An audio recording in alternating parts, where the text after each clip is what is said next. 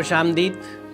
ہم نے اپنی پچھلی کلاس میں ہم آیت سے متعلق گفتگو کر رہے تھے کہ کس طرح سے کائنات کی ہر تخلیق کو اللہ نے آیت کہا ہے، اور قرآن کی آیت تو بہرحال ہیں، یہ قول ہے وہ فعل ہے۔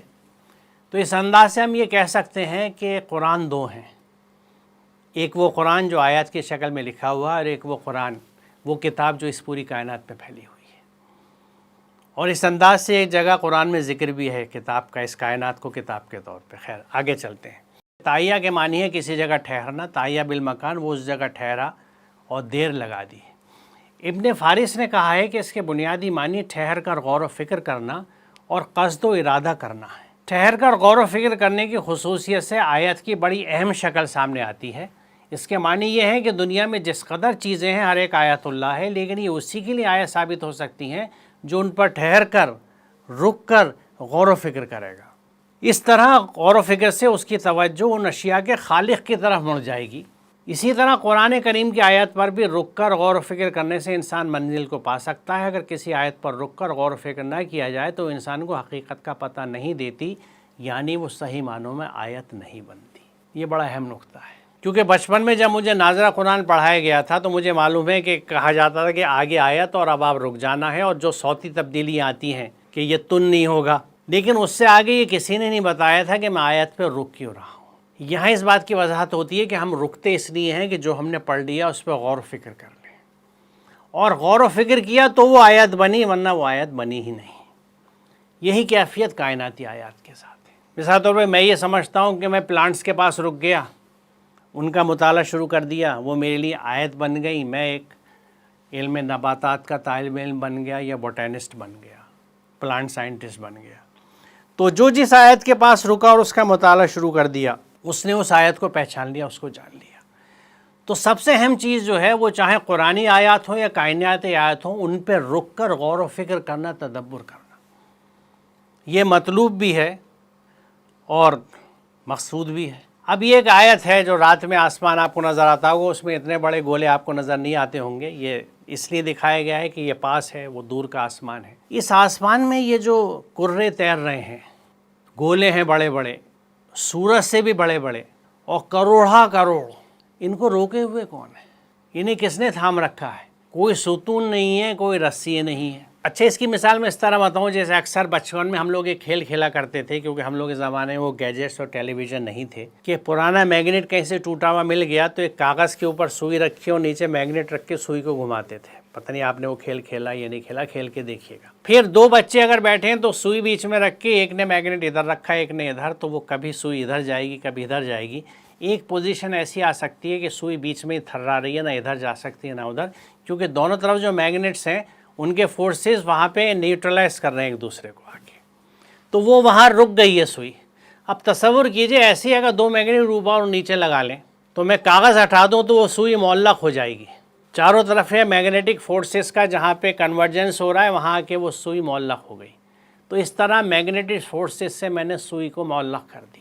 تو ان پلینٹس کے اندر جو مختلف فورسز ہوتے ہیں، گریویٹی بھی ہوتی ہے اور کچھ فورسز بھی ہوتے ہیں، ان کے بیچ میں باہم اللہ تعالیٰ نے ایسا توازن قائم کیا ہے کہ یہ کروڑا کروڑ اجسام اس توازن کے جال کے اندر پھنسے ہوئے ہیں۔ اور آپ یقین جانیں اس چیز کو سمجھنے کے بعد جب سورہ رحمان کی یہ آیت میں دیکھتا ہوں کہ وَالسَّمَاءَ رَفَعَهَا وَوَضَعَ الْمِيزَانَ، جو کیفیت گزرتی ہے آپ کو نہیں بتا سکتا، کیونکہ یہاں رب کی عظمت کا اندازہ ہوتا ہے، یہاں جو سبحان اللہ نکلتی ہے وہ دل سے نکلتی ہے کہ یہ ہے میرا رب، جس نے ایسا توازن قائم کیا ہے ان بلندیوں کے بیچ میں کہ یہ معلق ہے۔ اور آپ سوچئے ذرا سا بھی ڈسٹربنس کہیں پہ ہوتا ہے تو جیسے ہاؤس آف کارڈز جس کو ہم کہتے ہیں کہ کارڈز کو جوڑ کے ایک آپ نے گھر بنا رکھا ہے، ڈھیری ہیں، اور اس کو ایک چیز کو ہلائیے تو پوری ڈھیری کولیپس ہو جاتی ہے۔ تو یہ توازن ذرا سے بھی ڈسٹرب ہو گیا، لیکن نہیں ہوتا پتہ نہیں کب سے، ازل سے ابد تک یہ قائم ہے، اور ابد بھی نہیں پتہ ہے کہ نہیں ہے۔ تو جو رب یہ صفات رکھتا ہے، کیا میں جسارت کر سکتا ہوں اس کے قوانین سے الگ ہٹ کے چلنے کی؟ یہاں یہ اہم بات ہے۔ Can I dare to be a rebel؟ کیا مجھ میں ہمت ہو سکتی ہے کہ میں ایسے رب کا باغی بنوں اور غلام کس کا جاؤں؟ اس نفس کا جو میرے مرنے کے بعد مٹی ہونا ہے، خواہشوں کا۔ قرآن کہتا ہے کہ اچھا بولو، میں کہتا ہوں نہیں، مجھے تو جواب دینا ہے، اس کو اوقات دکھانی ہے، اس کی ہمت کیسی ہو گئی، اس نے میرے سے زبان چلائی۔ یہ نفس ہے، یہ جانور ہے جو ابھان مار رہا ہے، میں اس کو روک پاتا ہوں یا اس کے آگے ہار جاتا ہوں، یعنی اس کو اپنا خدا مان کے اس کی اتباع کر لیتا ہوں۔ یہی چھوٹی چھوٹی بندگیاں ہیں، یہی بغاوتیں ہیں، یہی شرک ہیں، یہی کفر ہو جاتے ہیں، یہی تکذیب ہے اللہ کے احکامات سے۔ تو اب اس آیت کا مطالعہ کرتے ہیں۔ یہ ہماری کہکشاں ہے، ملکی وے گیلیکسی۔ اوپر اس کا لیٹرل ویو ہے، بغلی ویو ایسا دکھ رہا ہے، اور نیچے اس کا ٹاپ ویو ہے، اوپر سے چکری کی طرح گھومتی دکھتی ہے، اور یہ جو آپ کو پیلا نقطہ اتنا سا نظر آ رہا ہے، یہ ہمارا نظام شمسی ہے۔ اس کائنات کی وسعت کا اندازہ لگائیے کہ نظام شمسی پورا ایک سولر سسٹم ایک ڈاٹ کی طرح دکھ رہا ہے آپ کو۔ اور اگر اس کی اب پیمائشیں آپ دیکھیں تو اس گیلیکسی کی ایک بازو سے دوسرے بازو آنے کے لیے آپ کو 1,00,000 نوری سال یا 1,00,000 لائٹ ایئرس چاہیے۔ لائٹ ایئر کیا ہوتا ہے؟ روشنی ایک سیکنڈ میں لگ بھگ 3,00,000 کلومیٹر یا 1,86,000 میل چلتی ہے، یعنی ایک سیکنڈ میں روشنی 1,86,000 میل نکل گئی۔ 3,00,000 کلومیٹر ایک سیکنڈ میں روشنی چلتی ہے، اس کو 60 سے ضرب دیجئے تو پتہ لگے گا ایک منٹ میں کتنی چلی، پھر 60 سے ضرب دیجئے تو ایک گھنٹے میں کتنی چلی، پھر 24 سے ضرب دیجئے تو ایک دن میں کتنی چلی، پھر 30 سے ضرب دیجئے تو ایک مہینے میں کتنی چلی، پھر 12 سے ضرب دیجئے تو ایک سال میں کتنی چلی۔ تو ایک سال میں روشنی جتنا سفر طے کرتی ہے اس کو ایک نوری سال یا 1 لائٹ ایئر کہا جاتا ہے۔ اب اندازہ لگائیے کتنا فاصلہ ہوگا وہ۔ تو وہ روشنی کی رفتار سے، یعنی میں دوسرے لفظ میں ہم یہ کہہ سکتے ہیں کہ اگر ہم ایک ایسا راکٹ بنا لیں جو روشنی کی رفتار سے چلے تو اس گیلیکسی کے ایک بازو سے دوسرے بازو آنے میں ہمیں 1,00,000 سال لگیں، صرف اس کہکشاں کے، صرف اس گیلیکسی کے۔ اور اس میں 30,000 نوری سال کے فاصلوں پہ مرکز سے یہ اس ڈاٹ ہے چھوٹا سا نظام شمسی ہمارا۔ اس میں سب سے بڑا سورج، اس کے تمام سیارے، اس سیاروں میں ایک سیارہ زمین، اس کے لگ بھگ 75% حصے پہ پانی، چوتھائی حصے پہ کتنی بڑی کائنات، اور اس میں ایک حضرت انسان۔ تو میتھمیٹیکلی تو اتنی نیگلیجیبل کوانٹٹی ہے کہ وی جسٹ ڈونٹ ایگزسٹ، ہمارا وجود ہی نہیں ہے، یہ اس کا کرم ہے ورنہ وجود ہی نہیں ہے۔ اور اس کے بعد میرا تکبر، میری ایگوز، میری انا، میرا نام ایسے لکھ دیا گیا نہ القاب لگے، 2-3 جملوں میں جب تک نام نہ ہو تو بھاری پن نہیں دکھتا، فہرست میں میرا نام کہاں پہ تھا، میری پذیرائی کیسی ہوئی، میرا استقبال کیسا ہوا، یعنی میں۔ پھر دوسرا رخ اس کا کہ جب ہم بات کرتے ہیں، میٹنگیں ہوں یا گھر کے معاملے ہوں، میری بات کیوں نہیں مانی گئی، میری تجویز پہ عمل کیوں نہیں ہوا، میرے انٹرپریٹیشن کیوں نہیں سمجھے گا، یعنی میں۔ یہ تکبر وہ تکبر ہے جس نے اللہ کے ایک مقرب کو شیطان لعین بنا دیا۔ شیطان کا وجود کیسے ہوا؟ اس نے سجدے سے انکار کیا کہ میں بڑا ہوں، میں بہتر ہوں اس سے۔ تو یاد رکھیے، ہم جانتے ہیں کتنی دفعہ ان آیتوں کو پڑھا ہے کہ تکبر وہ چیز ہے جس کی وجہ سے اللہ کا ایک مقرب لعین بنا۔ وہ لعین اتنا کامیاب ہے ہم کو بھٹکانے کہ ہر ایک کے دل کے اندر ہمارے تکبر و بڑائی ہے۔ اندھیرے اور اجالے ایک ساتھ نہیں رہ سکتے، ایمان و تکبر ایک ساتھ نہیں رہ سکتے۔ جہاں جتنا تکبر زیادہ ہے وہاں اتنا ہی ایمان کم ہے، ہمیشہ یاد رکھیے گا۔ اور جو اپنے کو کچھ نہیں سمجھتا اس میں سوچا جا سکتا ہے کہ کچھ ایمان پہنچا ہے، کیونکہ جو کچھ ہے اس کی عطا ہے۔ ہم یہ سوچ لیں کہ ہمارے پاس یہ ہے، ہمارے پاس کچھ نہیں ہے، جو کچھ ہے اس کی عطا ہے، اور وہ اس نے دی ہے ایک آزمائش کے طور پہ ہمیں کہ میں اس کا کیسے استعمال کرتا ہوں۔ وہ میرے ذاتی تصرف کی چیز نہیں ہے، چاہے وہ میری حیثیت ہو، میرا مال ہو، میرا علم ہو، میرے ذرائع ہوں، جو بھی چیز ہو، جو کچھ مجھے ملی ہے وہ میرا جسم ہو جائے۔ یہ جسم میں جب اپنے لیے سمجھتا ہوں تو آرام کرتا ہوں، اور جب دوسرے کے لیے سمجھتا ہوں تو خدمت کرتا ہوں۔ یہ بنیادی فرق ہے۔ میں پھر اس بات کو دہرا رہا ہوں کہ اس جسم کو میں اپنا مال سمجھتا ہوں تو آرام کرنے کی کوشش کرتا ہوں، اور اس سے اللہ کی عطا اور نعمت سمجھتا ہوں تو دوسروں کی خدمت کرنے کی کوشش کرتا ہوں کہ جب تک ہاتھ پیروں میں دم ہے جتنے لوگوں کی خدمت ہو جائے، جس کے لیے میں کچھ کر سکوں کر لوں، پتہ نہیں یہ موقع پھر نہ ملے مجھے۔ یہ سوچ ہونی چاہیے۔ ایک اور آیت دیکھتے ہیں. یہ آیت جو ہے جس کا میں نے ابھی ذکر آپ سے کیا، یہ والی، یہ اللہ کی عظمت کا احساس دلاتی ہے. اور جب ہم اللہ اکبر کہتے ہیں، اس کو عظیم مانتے ہیں، سب سے بڑا مانتے ہیں، تو اس میں یہ بات چھپی ہوئی ہے کہ میں سب سے چھوٹا ہوں. یہ انہیرنٹ میننگ ہے. جو دل سے اللہ اکبر کہہ لیتا ہے وہ سمجھتا ہے کہ میں سب سے چھوٹا ہوں، میں کچھ نہیں ہوں، آئی ڈونٹ ایگزسٹ ایون. اور اس طرح کے فلسفے ہمیں ملتے ہیں جس میں یقینی یہ رکھا جاتا ہے کہ میں نہیں ہوں. اس میں میں کا جملہ ہی استعمال نہیں ہوتا. اس کے تحت یہ نہیں لکھا جائے گا کہ میں کھانا کھا رہا ہوں، یہ لکھا جائے گا اللہ مجھے کھانا کھلوا رہا ہے. میں ہے ہی نہیں، آئی ڈونٹ ایگزسٹ. میں ہوں کیونکہ اس کی وجہ سے اس کا کرم ہے، ورنہ میرا وجود نہیں ہے. اور یہ بھی آپ نے دیکھ لیا کہ میتھمیٹیکل پوائنٹ آف ویو سے، سائنٹیفکلی، لاجیکلی انسان نیگلیجبل ہے. صرف اس زمین پہ بھی، سولر سسٹم اور کائنات کو تو بھول جائیے، اس زمین پہ بھی ایک نیگلیجبل اس کا ایگزسٹنس ہے، اگر اسٹیٹسٹیکلی ہم دیکھیں، لاجیکلی دیکھیں. اگلی آیت ہمیں کیا بتاتی ہے؟ یہ ایک پودا ہے اور ایک خیالی تصویر ہے، کیونکہ ابھی بھی کوئی پودا ایسا نہیں بنا جس میں آلو اور ٹماٹر ایک ساتھ آئیں. نیچے آلو ہے جڑوں میں، اوپر ٹماٹر ہے. یہاں مقصد تین چیزوں کو دکھانے کا ہے، ایک ہری چیز اور ایک غیر ہری، گرین اور نان گرین. جو گرین پارٹس ہیں اس پودے کے، ان کے اندر فوٹو سنتھیسس کا عمل ہوتا ہے، یعنی شکر سازی کا، جس میں کیا ہوتا ہے کہ سورج کی روشنی میں جو توانائی ہے اس کو استعمال کرتے ہیں یہ پودے، اور زمین سے جو نمک اور پانی چوستے ہیں، ہوا سے کاربن ڈائی آکسائڈ چوستے ہیں، وہی کاربن ڈائی آکسائڈ جس کو ہم اور تمام جانور خارج کرتے ہیں. ہمارا فضلہ ہے، وہ اس فضلے کو پکڑتے ہیں اور پانی کے ساتھ ملا کے سورج کی یا روشنی کی توانائی سے، کیونکہ اگر سورج کی روشنی نہیں ہو تو آرٹیفیشل روشنی میں بھی فوٹوسنتھیسس ہو سکتی ہے، یہ گلوکوز بنا دیتے ہیں. یہ کام صرف ہری پتی میں ہوتا ہے کہ اس کو بنانے کے لیے جو مادہ چاہیے، کلوروپلاسٹ، کلوروفل، وہ صرف گرین حصے میں ہوتا ہے، کیونکہ کلوروفل گرین ہے. جہاں کلوروفل ہے وہ جگہ ہری ہے، جہاں کلوروفل نہیں ہے وہ ہری نہیں ہے. سب سے پہلے ایک چیز میں آپ کو بتا دوں کہ یہ جو پودا ہے، جیسا ہم نے اب تک سمجھا ہے، یہ اللہ کی آیت ہے، نمبر ایک. نمبر دو، یہ مسلم ہے، کیونکہ اللہ کے حکم کے حساب سے کام کرتا ہے، یہ بغاوت نہیں کرتا، 100% اتباع کرتا ہے، لہٰذا مسلم ہے. تیسرا نقطہ کہ یہ اس پودے کو مت دیکھیے آپ، ایک درخت کا تصور کیجئے، چاہے وہ پیپل کا ہے یا نیم کا ہے، تو اس درخت میں ہزاروں پتیاں ہیں، سینکڑوں شاخیں ہیں، سینکڑوں جڑیں ہیں. یعنی ہم یہ کہہ سکتے ہیں کہ وہ ایک سماج ہے جو بہت سارے افراد پہ مشتمل ہے، جس کی بھات بھات کی قسمیں ہیں. تو یہ درخت ایک سماج ہے، ایک آیت ہے، اور ایک مسلم سماج ہے، کیونکہ یہ اللہ کے احکامات پہ چلتا ہے. تو اب اس مسلم سماج میں دو طرح کے طبقات ہیں. ایک طبقے کو اللہ کا فضل حاصل ہو رہا ہے، اور دوسرے کے پاس وہ فضل نہیں ہے، کیونکہ جڑیں اور شاخیں، تنے ہرے نہیں ہیں، اس لیے شکر سازی نہیں کر سکتے. شکر آ رہی ہے ہری پتیوں کے پاس، کیونکہ وہ اپنی محنت سے بنا رہی ہیں. اب یہ ہری پتی اپنی محنت سے جو شکر بناتی ہے اس کو فوراً منتقل کر دیتی ہے ان حصوں کی طرف جہاں شکر نہیں ہے.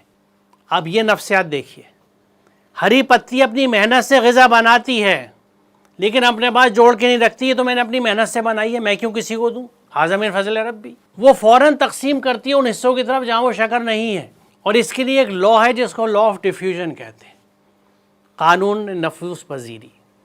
کیا ہے law of diffusion? Everything moves from a region of high concentration to a region of low concentration, اور from region of high free energy to a region of low free energy. یعنی قدرت میں ہر چیز اپنی زیادہ والی جگہ سے کم والی جگہ کی طرف جاتی ہے، یہ قدرت کا قانون ہے. تو اسی لیے ہری پتیاں جتنی شکر بناتی ہیں فوراً منتقل کرتی رہتی ہیں ان حصوں کی طرف جہاں شکر نہیں بنتی. اور جب یہ پودا چھوٹا ہوتا ہے تو پتیاں خوب شکر بنا رہی ہیں، جیسے پودا بڑا ہوا پتیاں بڑھیں، شکر سازی اور ہوئی. اب سب جگہ شکر بٹ گئی، پھر بھی شکر بچ رہی ہے، کوئی رکھنے کو تیار نہیں ہے. نا ہمیں نہیں چاہیے، ہم نے ضرورت بھر لے لیا. لوگ تم سے پوچھتے ہیں کیا خرچ کریں، قل العفو، یہ نمونہ ہے اس چیز کا. یہ جو تمہاری ضرورت سے زیادہ کے خرچ کرو تو وہ کوئی تیار نہیں ہے، کیونکہ اللہ کے احکام سے نہیں ہٹ سکتا. مجھے اپنی ضرورت سے زیادہ کا رکھنا ہی نہیں ہے. للذی جمع مالا وعددہ یحسب ان مالا اخلدہ، یہاں نہیں لگے گا، کیونکہ نفس نہیں ہے. تو اب کیا کریں؟ اس سرپلس شکر کا جو فالتو فاضل شکر بن رہی ہے، بیت المال میں جمع کر دو. بیت المال کیا ہے؟ وہ پھل، وہ گرینز، وہ دانے جو فصلوں پہ یا پیڑ پودوں پہ لگتے ہیں. کس کے لیے؟ جو ضرورت مند ہے لے لے، ہمیں نہیں چاہیے. ہم نے جمع کر کے رکھ دیا، لٹک گیا، آم کی شکل میں، سیب کی شکل میں، جس کو چاہیے لے لو، جس کو ضرورت ہے کھا لو۔ اب اس کو جوڑیے آپ سورہ بقرہ سے، هو الذی خلق لکم ما فی الارض جميعا، تمہارا رب وہ ہے جس نے زمین کا سب تم سب کے لیے پیدا کیا ہے۔ اس سے بڑا سوشلزم کا اسٹیٹمنٹ نہیں ہو سکتا، سماجی مساوات کا بیان نہیں ہو سکتا۔ وہ قول ہے، یہ عمل ہے۔ پوری کائنات میں ڈیفیوژن چلتا ہے، آپ کے جسم میں ڈیفیوژن چلتا ہے، میرے جسم میں ڈیفیوژن چلتا ہے۔ پھیپڑوں میں جو گیس ایکسچینج ہوتی ہے ہم جب سانس لیتے ہیں تو یہ ڈیفیوژن ہے، جس کی وجہ سے ہمارے جسم کو مستقل آکسیجن ملتی ہے اور مستقل ہماری کاربن ڈائی آکسائڈ باہر نکلتی ہے۔ یہ انصاف پہ مبنی نظام اگر میرے جسم میں رک جائے تو میں 5 منٹ سے زیادہ زندہ نہیں رہ سکتا۔ بھوکے آپ 60 دن 2 مہینے زندہ رہ سکتے ہیں بھوکے، لیکن بنا آکسیجن کے آپ 5-10 منٹ سے زیادہ نہیں جی سکتے۔ تو یہ ڈیفیوژن کا نظام، یہ اللہ کا قانون جو پوری کائنات میں جاری و ساری ہے، ہمارے نظام میں نہیں ملتا، کیونکہ یہاں پہ فلو ہے ریسورسز کا ایز پر نیڈ۔ ہمارے سماج میں ایز پر گریڈ، ہمارے یہاں لالچ اور حرص سے جمع ہوتے ہیں مال، کائنات میں مال تقسیم ہوتے ہیں ضرورت کے حساب سے۔ یہ ہے مسلم سماج۔ جس سماج میں وسائل کی تقسیم ایسی نہیں ہے وہ مسلم سماج نہیں ہے۔ یہ مجھے سمجھ کس نے دی؟ اسی علم نے، اسی سائنس نے جس سے میں نے ان پودوں کو سمجھا، جس سے میں نے فوٹو سنتھیسس سمجھی، جس سے میں نے ڈیفیوژن سمجھا۔ یعنی علم جو ہے اللہ کے فعل کو سمجھنے میں مدد کر رہا ہے، اور قول اور فعل کو ملانے کی مطابقت کی میرے سامنے کھلی نظیریں پیش ہو رہی ہیں، جس سے میرا ذہن کھل رہا ہے، میری بندگی جوش مار رہی ہے، میں رب سے رکوع سے سجدے میں جا چکا ہوں۔ یہ دلوں کے رکوع و سجدے کی بات ہے، یہ ذہن و افکار کے رکوع و سجدے کی بات ہے، یہ ظاہری رکوع و سجدے کی بات نہیں ہے پنجگانہ، کیونکہ وہ مظہر ہے۔ اگر اصل نہیں ہے تو مظہر بیکار ہے۔ اگر اصل کے بنا مظہر ہے تو یہ وہی صلاۃ ہے جس کا ذکر سورہ معون میں ہے کہ فویل للمصلین الذین هم عن صلاتهم ساہون الذین هم یراؤون ویمنعون الماعون۔ چیزیں جڑی ہوئی ہیں، ذہن کھلے ہوں، رنگتیں نہ ہوں تو قرآن پانی کی طرح اترتا چلا جاتا ہے اندر، خود راہ بنا لے گا بہتا ہوا پانی۔ روکیے مت اس پانی کو، مہجور مت کیجیے، late it flow and let it fly and you fly along۔ قرآن پوری کائنات کی وسعتوں میں آپ کو لے جائے گا، پابندی مت لگائیے اس پہ جیکٹیں مت ڈالیے جو ہم لوگوں نے ڈالی ہیں، اور اس کی وضاحت ترجمان القرآن میں شروع کے انٹروڈکشن میں پڑھ لیجئے، پہلی جلد میں مولانا آزاد نے جو لکھا ہے کہ کس طرح سے قرآن کو ہم نے مرصع اور مرقع کیا، کیونکہ گریک فلسفے کے اثر میں ہم یہ ماننے کو تیار نہیں تھے کہ اتنا آسان زبان میں اللہ کا کلام ہو سکتا ہے۔ پڑھیے ترجمان القرآن، حقیقت ہے۔ سادہ چیز کو مرصع مرقع کرنے میں اصل چیز بھی گئی، وہ مرصع مرقع ہو نہیں سکتا تھا، اس کی پیچیدگیوں نے ہمیں پریشان کر دیا کہ یہ ہے کیا۔ تو یہ آیت ہمیں بتاتی ہے وسائل کی تقسیم۔ کہہ دو زمین اور آسمان میں جو کچھ ہے اسے دیکھو، اور جو لوگ ایمان لانا نہیں چاہتے ان کے لیے آیات اور تنبیہ آخر کیا مفید ہو سکتی ہے۔ یہاں آیت اور ایمان کا تعلق واضح کیا جا رہا ہے کہ دیکھو، انظرو، دیکھو جو کچھ چاروں طرف دکھ رہا ہے۔ کیوں کہا جا رہا ہے اگر آیات کے ذریعے سے معرفت الہی کا راستہ نہیں دکھایا جا رہا تو؟ بتائیے کیوں کہا جا رہا ہے دیکھو؟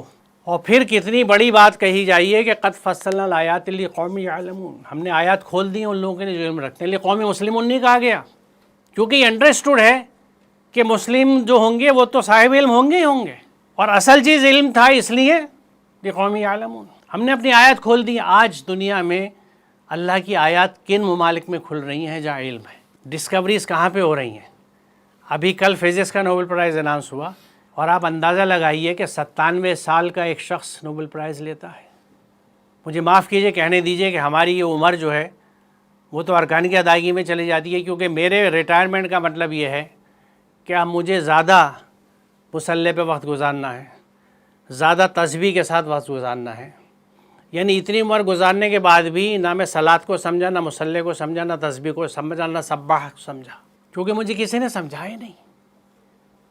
تو جن کے ذمے یہ سمجھانا تھا خاص طور سے وہ کہاں ہیں؟ میرے قیمتی سرمائے، آپ یقین جانیں بہت سے لوگ جو ریٹائر ہو چکے، میں ان سے ہاتھ جوڑ کے گزارش کر کے تھک گیا کہ عذراء کرم تھوڑا سا کچھ سائنس کے رسالے کے لیے کچھ سائنسی مضامین لکھ دیجئے تاکہ لوگوں تک واقفیت پہنچے۔ کچھ چل کے کسی جگہ پڑھا دیجئے کچھ بچوں کو جو سبجیکٹ آپ کے رہے ہوں، نہیں بھائی اب تو بس اللہ اللہ کرنی ہے. یہ کیسی اللہ اللہ ہے؟ اپنے آپ کو معذور کر دیتے ہیں، معطل کر دیتے ہیں تمام قوا اپنی اور اذہان کو، اور اس کو اللہ اللہ کرنا کہتے ہیں. یہ کون توڑے گا ان باتوں کو؟ یہ جو غلط فہمی ہے سماج کی.